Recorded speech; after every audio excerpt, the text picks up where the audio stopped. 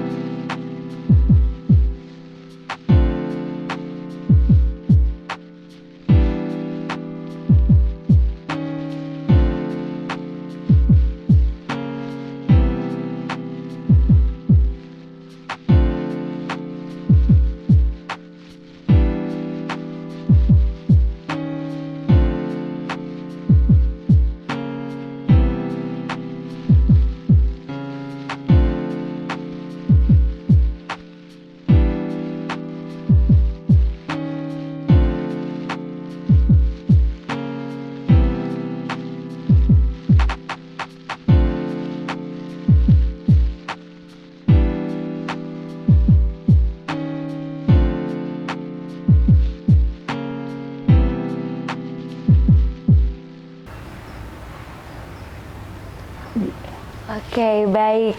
Ya, tadi sedikit cuplikan yang menarik ya dari Naruna Keramik ini nih Pak. Nah, untuk itu mungkin langsung saja nih Pak, tanpa berlama-lama lagi, saya mau tanya-tanya sedikit tentang Naruna Keramik ini. Tentunya dari mungkin awalnya dulu nih ya Pak ya. Jadi pertanyaan pertama nih Pak, apa yang menginspirasi Bapak dalam mendirikan Naruna Keramik ini? Dan siapa saja nih Pak yang ikut andil dalam perkembangan Naruna Keramik sehingga menjadi produsen keramik kebanggaan Indonesia saat ini? Ya, yang menginspirasi saya untuk membuat Naruna Keramik ini adalah keinginan saya sendiri sebetulnya. Bagaimana pengen membuat suatu brand keramik yang terkemuka di dunia yang asli lokal dari Indonesia. Gitu. Yang membantu awalnya kami hanya 3 orang. Ada saya, kemudian ada Mas Oka, Mas Indra. Kami mulai benar-benar dari nol, dari garasi, nggak punya apa-apa. Yang punya kami hanya semangat untuk maju dan berkembang. Oke, jadi dimulai dari 3 orang ya Pak ya, mulai dari garasi. Bahkan sekarang kalau teman-teman lihat di cuplikan tadi, tempat Naruna Keramik ini terlihat sangat nyaman sekali nih Pak. Dan kalau kata anak muda sekarang nih, sangat instagramable sekali. Jadi keren nih buat foto-foto juga nih Pak. Nah, jadi ketika usaha Naruna Keramik ini pertama kali didirikan nih Pak, bagaimana upaya untuk mengenalkan produk ini kepada masyarakat? Ya, berat sekali dari upayanya, karena yang kami jual ini keramik handmade yang harganya 12 kali lipat lebih mahal daripada keramik yang ada di pasaran. Nggak mudah. Kalau lebih murah, mudah. Gitu kan. Tapi karena lebih mahal ini, kami banyak sekali upaya-upaya yang kami lakukan yang jelas. Kekuatan kami ada di medsos, gitu.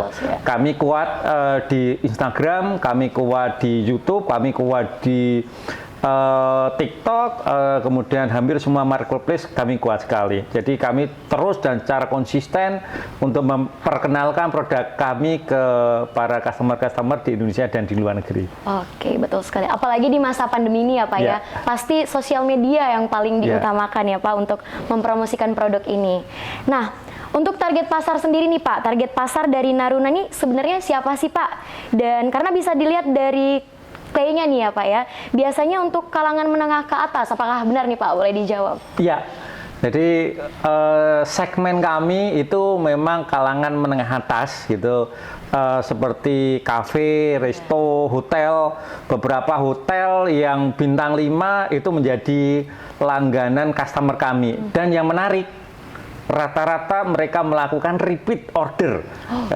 Kalau repeat order berarti artinya produk Naruna bisa diterima, dia beli lagi dan beli lagi. Berarti sudah ada kepercayaan ya dari yang memesan produk Naruna, dan tentunya kualitasnya sudah tidak diragukan lagi ya Pak ya. Oke, nah selanjutnya kita berbicara tentang strategi nih Pak. Bagaimana strategi Naruna dalam menjalankan bisnis di tengah pandemi COVID-19 ini? Nah ini kan pandemi COVID-19 udah 2 tahun ya Pak ya, dihitung-hitung nih.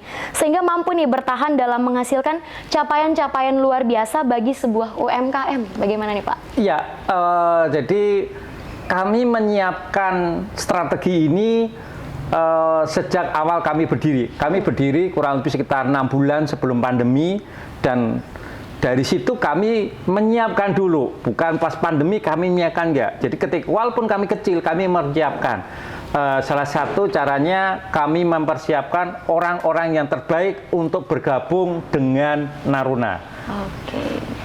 Itu. Jadi dengan merekrut orang-orang terbaik, kemudian kami juga melakukan strategi, membuat strategi bagaimana roadmap Naruna supaya bisa menjadi pemenang di kemudian hari. Berarti harus ada mental-mental pemenang yang dipersiapkan ya Pak ya? Oke. Nah, kita jeda sejenak segmen ini, dan masih ada segmen selanjutnya. Kita akan ngobrol-ngobrol lagi dengan Bapak Roy, dan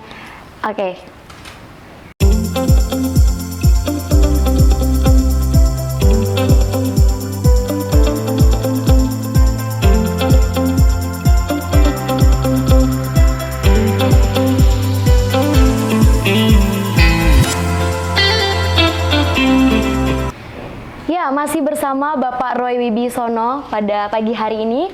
Nah, di tengah-tengah pandemi ini nih Pak, yang diperhatikan dari pelaku-pelaku UKM ini tentunya tidak henti-hentinya berinovasi. Nah, saya mau bertanya nih Pak, inovasi-inovasi apa yang telah dilakukan Naruna Keramik dalam mempertahankan dan memperkenalkan Naruna Keramik di masyarakat tentunya? Ya, ini menarik kata inovasi, karena rata-rata UKM yang pada saat pandemi, kalau saya lihat itu lemah sekali di inovasi.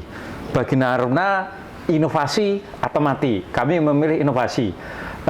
Untuk inovasi kami ada tim tersendiri. Jadi ada tim riset yang selalu berinovasi untuk di dalam melakukan produksinya.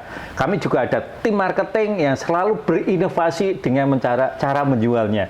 Jadi kekuatan inovasi produk dan kekuatan inovasi dari marketing inilah yang terus membuat kami untuk naik dan naik gitu. Betul. Inovasi atau mati, keren sekali ya Pak ya. Jadi kalau kita tidak berinovasi dari dalamnya, nanti tentunya bisa mati ya. Kayak banyak sekali UMKM yang jatuh nih Pak di tengah-tengah pandemi ini karena kurangnya inovasi yang mereka lakukan ya Pak ya.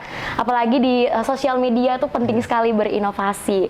Nah, jadi bagaimana nih Pak, Bapak mempertahankan dan meningkatkan bisnis Bapak ini dengan menjual berbagai produk keramik buatan tangan, handmade ya tentunya ya, ke berbagai penjuru tanah air, dan yang saya dengar-dengar nih Pak, tidak hanya di tanah air saja, bahkan sampai mengekspor ke 11 negara seperti Qatar, India, Australia, dan berbagai negara lainnya. Ya, Ini menurut saya Naruna ini kabar baik buat UKM seluruh Indonesia, bahwa pada saat pandemi sebenarnya kalau kita inovasi dan berjuang lebih kuat, kita bisa eksis. Bukan hanya bertahan, kalau bertahan kan terus ini. Iya, betul. Naruna naik. Dan naiknya tidak tanggung-tanggung, tidak 100%, 200%. Kami sampai 2.200% atau 22 kali lipat. Dan itulah menurut saya buat dari inovasi dan kerja keras dari tim Naruna dan ya semua dukungan semua pihak. Ya, betul. Berarti di tengah-tengah pandemi ini Naruna berhasil naik 22 kali lipat ya Pak ya. Dan tentunya kunci utamanya inovasi. Jangan takut gagal ya Pak ya, di tengah-tengah pandemi ini. Karena banyak orang pandemi ini takut gagal mereka Pak untuk melangkah. Jadi takut jatuh ketika mau memulai sesuatu gitu ya Pak ya. Nah, ini ada pepatah yang berkata usaha tidak akan mengkhianati hasil. Dan akhirnya Bapak tentunya merasakannya nih Pak. Banyak pencapaian juga nih yang udah Bapak terima selama menjalani bisnis ini. Bahkan hingga profitnya ratusan juta per bulan ya. Sampai penghargaan dan juara yang Bapak terima. Nah, ada beberapa info yang saya dengar dari Naruna Keramik ini pernah mendapat juara 1 Nasional Pengusaha Brilian Indonesia 2020 dan Entrepreneur Hero Safi Exporter BNI 2021. Tetapi pasti ada masa-masa di mana Bapak jatuh bangun nih menghadapi kendala-kendala yang ada saat merintis usaha Naruna ini. Mungkin boleh diceritakan Pak bagaimana Bapak menghadapi semua itu sehingga akhirnya bisa menjadi Naruna seperti sekarang ini. Ya, ini menarik. Orang akan melihat Naruna itu, enak ya. Dalam sekejap omset naik, sudah punya bangunan mega, sudah punya karyawan banyak. Sebenarnya di balik itu ada perjuangan keras, gitu kan. Bagaimana awalnya kami dari garasi, kami nggak punya tempat usaha, kami nggak punya modal, kami nggak sulit mencari karyawan. Brand Naruna tidak terkenal pada awalnya, gitu kan. Jadi sebetulnya banyak sekali masalah-masalah yang kami hadapin, tapi prinsip kami semua masalah itu diselesaikan. Karena gini, ketika masalah satu selesai, itu akan muncul masalah lain. Betul. Misalnya gini, kita masalah pertama tidak punya tempat produksi. Ya, kita upayakan. Ketika kita sudah punya tempat produksi, masalahnya akan geser marketing. Ya, marketing kita kuatin. Ternyata barangnya kurang, ya nambah alat lagi, alatnya tambah, ya marketingnya nambah. Ya. Jadi kesimpulannya buat rekan-rekan UKM, jangan menganggap bahwa setiap bisnis itu tidak ada masalah. Ada masalah. Justru masalah itu saya anggap sebagai tangga kita untuk naik kelas. Selesaikan, kita akan naik dan naik. Ya. Betul sekali. Jadi semakin banyak masalah yang dihadapi, maka rintangan yang dihadapi juga semakin banyak, maka kita akan semakin naik kelas ya Pak ya, istilahnya seperti itu. Makin banyak hal-hal yang baik juga dari permasalahan yang kita hadapi di masalah-masalah yang datang itu ya Pak ya. Oke, nah menarik sekali ya pembahasan dari Naruna Keramik bersama Pak Roy pada pagi hari ini. Nah, lantas tentunya di balik kesuksesan Bapak di masa pandemi ini ada prinsip yang Bapak pegang nih Pak. Nah, apa prinsip yang diterapkan Bapak dan tentunya tim dari Naruna sehingga bisa menciptakan kerja tim yang luar biasa? Karena yang kita tahu apabila suatu usaha tidak akan berjalan lancar jika tidak ada kerja sama tim yang hebat gitu. Ya, ini menarik pertanyaannya. Kami selalu menekankan bahwa pertama kita harus kerja keras, kerja keras, kerja cerdas dan kerja tuntas mengatasi semua masalah. Jadi kekuatan dari tim inilah yang pada akhirnya bisa menyelesaikan setiap masalah-masalah ya, dari tidak ada uang menjadi kita bisa berkembang seperti ini. Yang terpenting sebetulnya kita memang banyak penghargaan. Kita dapat penghargaan di berbagai kejuaraan UKM di level nasional. Tapi sebenarnya yang terpenting juara sejati itu omset naik 22 kali lipat. Iya. Jadi percuma kita menjadi suatu juara di mana-mana, tapi omsetnya nggak tumbuh bahkan turun gitu kan. Betul. Jadi juara sejati itu bisa diukur bahwa omset naik, semua berkembang pesat dan semua bisa naik kelasnya. Ya, oke. Oke Pak, banyak sekali ya capaian-capaian yang dihadapi oleh Naruna ini nih. Nah, setelah capaian-capaian yang telah dilalui oleh Naruna selama ini, apakah ada tujuan baru atau proyeksi yang tengah dirancang oleh Naruna nih Pak? Ya, Naruna pengen suatu saat orang Indonesia itu bangga dengan keramik brand Naruna dari Indonesia. Kalau orang Jepang bangga dengan Noritake produk keramiknya, kalau orang Inggris bangga dengan Royal Doulton keramiknya. Saya ingin suatu saat orang Indonesia bangga bahwa ada brand dan keramik yang keren banget, Naruna namanya, dari Salatiga, Indonesia. Oke, menarik sekali ya. Nah, kalau boleh saya tahu nih Pak, kan banyak sekali nih pelanggan-pelanggan yang datang bahkan dari hotel atau restoran dan kafe juga gitu ya Pak ya. Bagaimana cara Bapak mempertahankan pelanggan-pelanggan supaya mereka tuh tetap loyal dan menggunakan produk Naruna seperti itu? Ya, kami ada dua hal. Pertama, produk harus keren atau istilah kami harus juos. Jadi kalau produk bagus, mereka akan balik lagi pertama. Yang kedua, pelayanan marketing harus memuaskan pelanggan, gitu kan? Dengan kecepatannya, dengan senyumnya, dengan keramahannya. Dua faktor inilah yang membuat customer akan melakukan repeat order dan repeat order lagi. Baik, menarik sekali. Baik, terima kasih Bapak. Saat ini kita akan menyaksikan sesi selanjutnya ya. Mungkin nanti kita ada sesi pembuatan keramik dan sebagainya ya Pak ya. Baik, menarik sekali pembahasan kita pada pagi hari ini bersama Bapak Roy. Dan jangan tinggalkan acara ini karena nanti akan ada sesuatu yang menarik yang akan kita saksikan. Untuk itu nanti kita akan beranjak ke bawah kali ya Pak ya. Bersama-sama kita akan menyaksikan proses pembuatan keramik.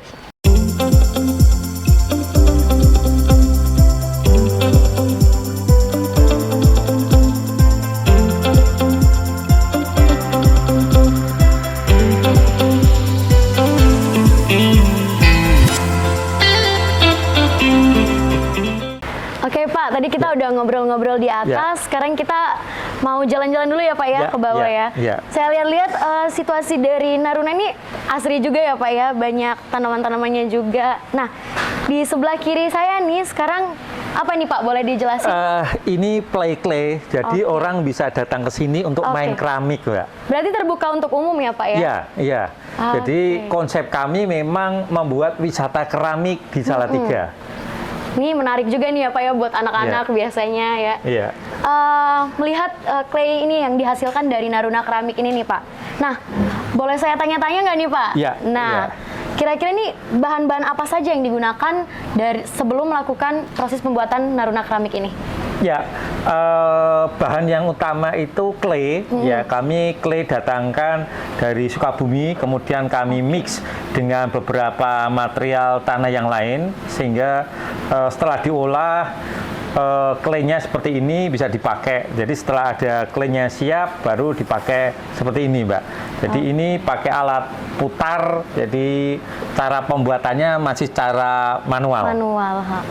Oh, berarti claynya sendiri didatangkan dari Sukabumi langsung ya Pak ya? Iya. Nah, dan jenis clay yang digunakan untuk Naruna ini jenis clay seperti apa Pak? Ya, namanya clay stoneware. Jadi clay stoneware ini berbeda dengan clay-clay yang lain. Seperti yang ada di tanah sawah itu berbeda. Clay stoneware ini bisa dibakar sampai temperatur tinggi, sampai di atas 1250 derajat. Oke. Berarti tentunya dengan bahan dan kualitas yang clay yang baik yang sudah dipilih ya Pak ya. Dan biasanya nih buat orang-orang yang nantinya menggunakan produk Naruna nih Pak.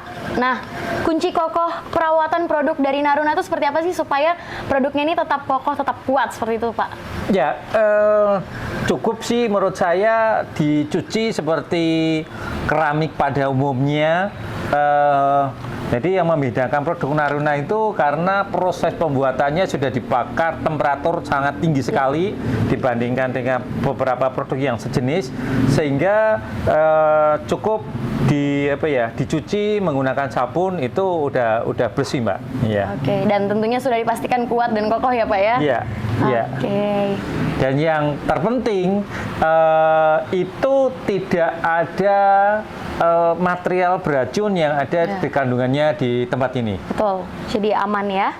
Nah, kan dari Naruna ini menciptakan produk-produk berupa keramik nih Pak. Dan tentunya banyak juga nih produk-produk lain yang menghasilkan keramik. Nah, yang saya pengen cari tahu nih Pak, apa sih ciri khas yang membedakan produk keramik Naruna dengan produk-produk keramik lainnya? Ya, pertama produk Naruna sekarang orang rata-rata udah tahu, jadi lebih banyak glasirnya itu reaktif, jadi kayak turun, bahasa Jawanya mendelik atau meleleh bahasa Indonesianya. Itu pertama. Terus kedua, dari segi kualitas sangat kuat sekali, jadi sudah teruji beberapa dari customer kami kalau menggunakan produk Naruna itu awet, dipakai berkali-kali, tidak tahan gores, tahan panas, dan tahan semuanya. Jadi kami memang yang membedakan Naruna dengan produk yang lain, kami memang proses pembuatannya tradisional, tapi kami mengutamakan juga kualitas dari kekuatan produk jadinya. Gitu. Nah kalau tadi kunci kokoh perawatannya nih Pak, saya mau nanya kunci kokoh dari clay Naruna ini seperti apa gitu? Selain dari sistem pembakarannya, apakah ada pengaruh-pengaruh atau faktor-faktor lain? Ya, tentunya ini komposisi di dalam pembuatan formulasi. Jadi dari formulasi tanah liatnya berapa saja, kemudian dimis, prosesnya, kemudian dibakarnya. Jadi semua rangkaian itu memang satu kesatuan itu membuat keramik ini menjadi sesuatu yang barang jadi yang sangat luar biasa. Nah tadi kan kita sudah membahas tentang banyak sekali ya tentang keramik nih juga dan tentang produk-produk Naruna nih Pak. Nah karena kan tadi kita membahas tentang UMKM bangkit ya Pak ya, apalagi di masa pandemi ini nih. Kira-kira Bapak ada nggak tips dan motivasi untuk UMKM lain nih supaya mereka jangan down di masa pandemi ini, tetapi harus improve, harus mengembangkan serta harus tetap berinovasi. Nah kira-kira adakah pesan dari Bapak? Ya, tips dan trik untuk UKM yang lain menurut saya, pertama harus semangat. Karena kalau kita tidak semangat, kita tidak bisa. Gitu kan. Yang kedua, justru pada saat pandemi ini, itu kita harus memperbaiki produk kita. Jadi kalau produk kita kurang, penjualannya turun, itu harus dilihat. Gitu kan. Ini kesempatan kita belajar untuk menaikkan grade produk kita. Terus ketiga, tentunya di saat pandemi ini kita harus kuat tim digital marketingnya. Jadi UKM harus banyak belajar karena ke depan ini tetap pandemi usai, penjualan secara online itu tetap akan ada. Jadi itu kira-kira kuncinya, Mbak. Betul sekali. Jadi yang diutamakan adalah tim digital marketingnya ya Pak ya. Karena tidak bisa dipungkiri lagi ya Pak, di marketing itu sekarang semua melalui sosial media, baik TikTok, Instagram, dan Naruna ini juga melalui marketplace online ya Pak ya, seperti Shopee dan Tokopedia yang saya tahu tadi. Nah, Bapak, terima kasih, menarik sekali ya acara talk show pada pagi hari ini. Kita sudah diskusi santai tentang Naruna Keramik dan produk-produk serta achievement keberhasilan yang sudah Bapak dapatkan selama masa pandemi ini. Nah, untuk itu terima kasih sekali Pak sudah mau bergabung bersama-sama dengan kami dalam talk show diskusi santai pagi pada pagi hari ini. Untuk itu saya Gloria Priska pamit undur diri, dan kami senang sekali sudah diajak berkeliling ke Naruna serta melihat proses pembuatan keramik. Terima kasih Bapak. Ya, terima Sehat kasih. Selalu. Sehat selalu.